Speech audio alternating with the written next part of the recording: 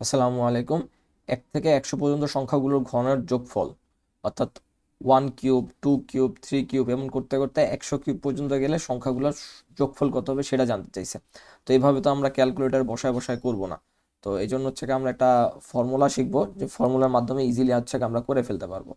যে 1 থেকে 100 পর্যন্ত সংখ্যাগুলোর ঘন, ঘন মানে হচ্ছে কি কিউব, কিউবের হচ্ছে গা যোগফল মানে হচ্ছে কি এরকম টাইপের হচ্ছে গা 1 cube plus 2 cube plus 3 cube, এরকম করে করে করে করে 100 কিউব পর্যন্ত যোগফলটা কত হবে। এটার জন্য হচ্ছে আমাদের একটা ফর্মুলা আছে, সেটা হচ্ছে n+1 divide by 2 whole square.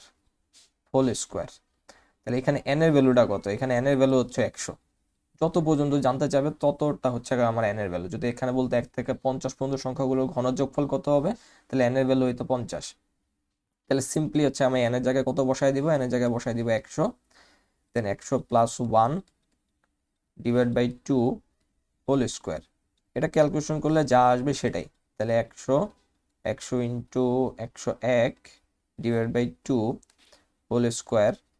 2 দ্বারা যদি 100কে কাটি তাহলে 50 হবে।